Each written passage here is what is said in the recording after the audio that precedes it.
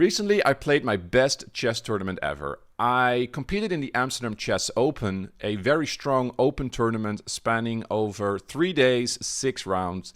All of the players are rated 2000 and above.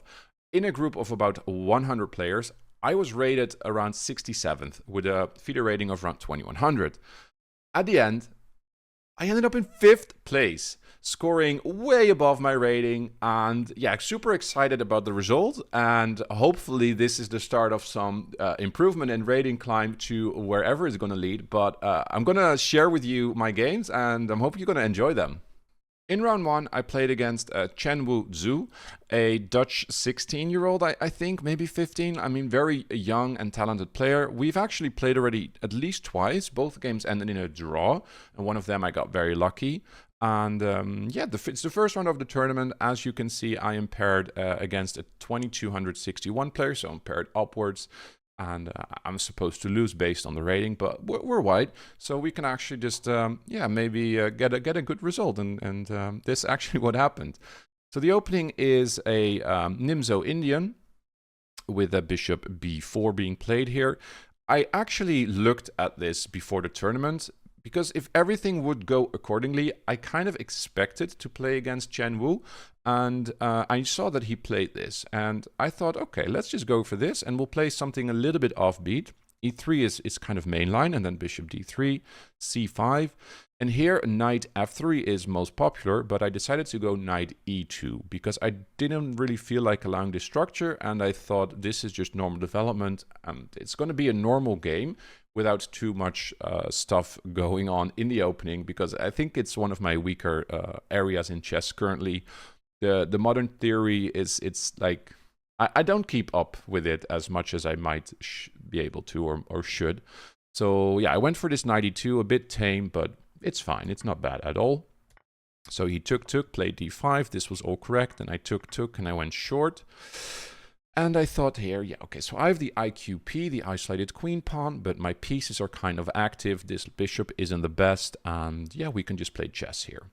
So he went knight c6, and I played a3, bishop d6, and this is where I was out of book. I kind of expected bishop e7. I didn't know bishop d6 because I thought you just go knight e4, attack the bishop, centralize your knight. I don't know why you would play bishop d6. You should go to e7. So here I'm on my own. I decided to play bishop c2. It's not a bad move on its own.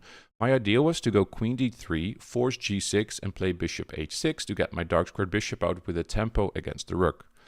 This didn't happen, of course, because yeah, my opponent is strong. He saw this idea about queen d3 with the mate threat. So instead, not only did he defend h7, he also went to attack and threaten mate in one with queen h4. So clearly I don't blunder that, and I played g3. Queen moves, and here I played the very logical move knight d5, and then I went for bishop f4, and I thought in the game, like, yeah, this is nice, right? My position is pretty good. This bishop is a little bit bad since all my pawns are on dark squares, and we're guaranteeing a trade here. And if bishop f4, I can go knight f4, hitting the queen, pressure on the pawn on d5, and yeah, I thought my position was okay. And then he played rook e8. I didn't see this move.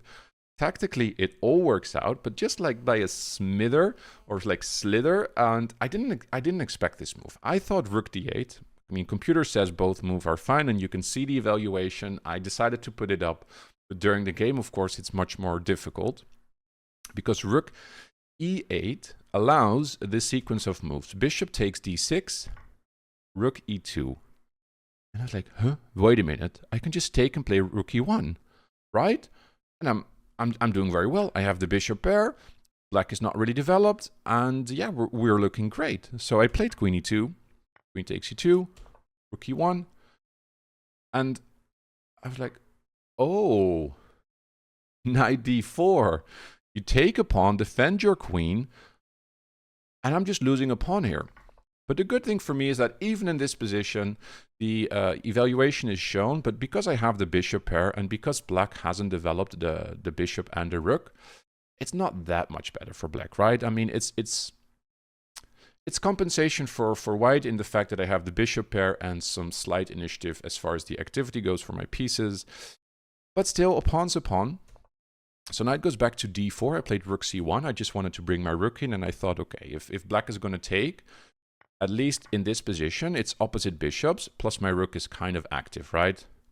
And I didn't think that this is something that they would like. Maybe you can go bishop d7, and if this, you have this. But it's hard to believe that black can actually win this, right? And my opponent agrees. So instead of taking the bishop, they played bishop d7, wanting to go bishop c6, block the open file my rook is on.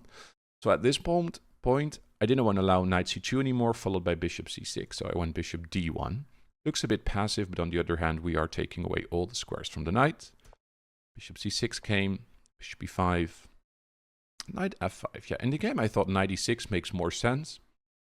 Engine is like unfazed, doesn't matter far the engine goes. So yeah, knight f5, it's fine. But I thought, okay, g4, and this is where the momentum of the game really starts to shift a little bit, because I am gaining space with my king side and pushing it up.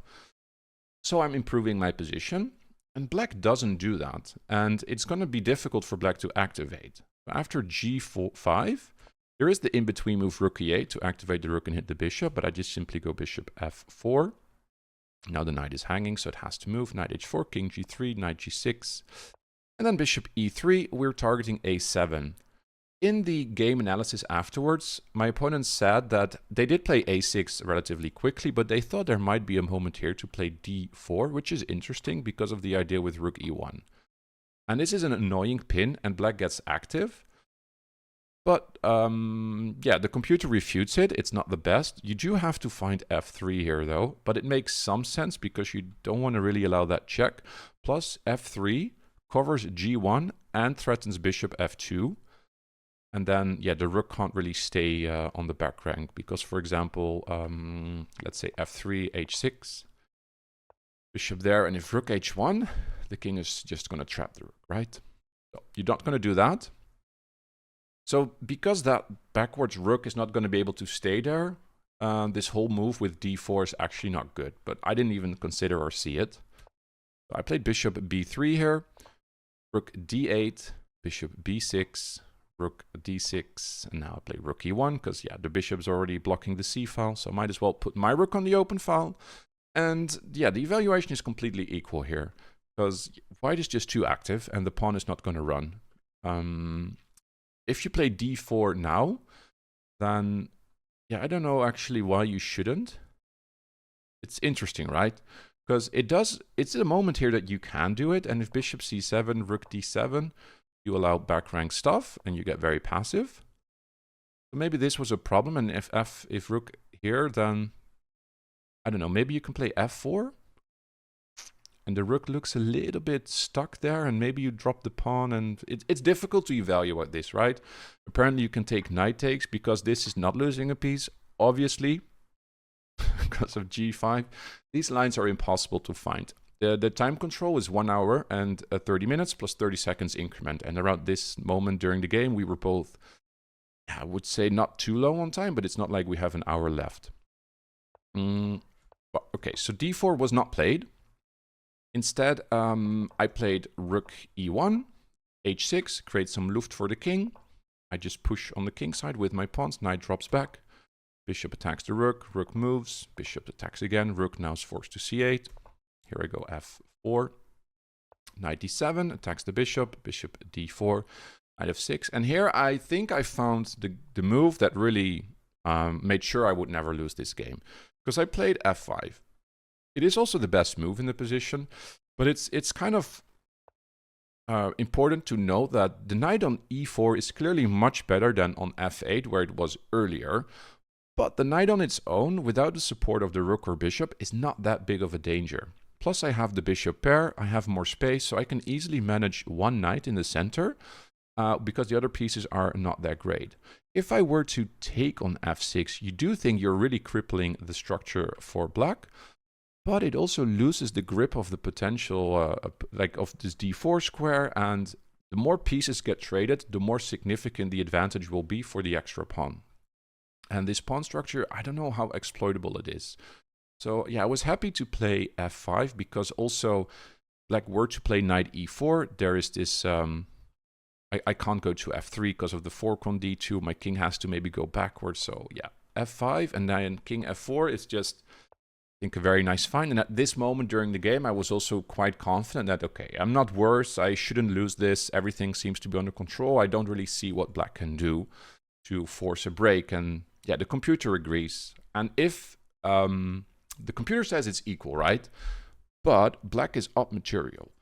In my opinion, that always means that it's much more difficult for the side with the extra material to find the correct moves, because it's just a lot of compensation if the computer evaluates the material extra pawn as equal. And you have a lot of compensation, I think. So we see some moves here. And now we reach a critical moment because they decide to bring their king over to the other side. But there's going to be a nasty tactic luring, which my opponent spots, but then forgets about, unfortunately. And all of a sudden, we just get gifted a full piece after a check, king d8, check. And now they make the very, very unfortunate move of king d7. And I just immediately played a rook takes e4. Because you can't recapture due to a check on e6 and you just lose the full rook. The king can't even guard the rook anymore. So that's just lights out. And in this position, he should have just went back to like the e-file. This would have been most logical, right? Just go back here. And I mean, it's just a draw. There's no way for black to get through. I'm just going to sit and just keep checking you in case you want to switch over. I will never allow d5, d4, sorry, and yeah, the game should have just ended here with repetition if black didn't really try to overpress.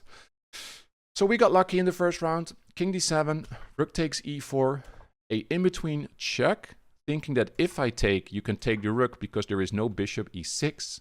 That's true, but there is g7 and this square is covered. This is what happened in the game as well. And after a pawn push, I got a queen. The rook had to give itself up. And after e2, bishop f2. We are easily stopping the pawn. There are some moves to be played, but the result was never going to change. And after a check from g3, king is forced backwards. And in this position, my opponent resigned. So after a great start, round one, we get a nice win against a much higher rated opponent.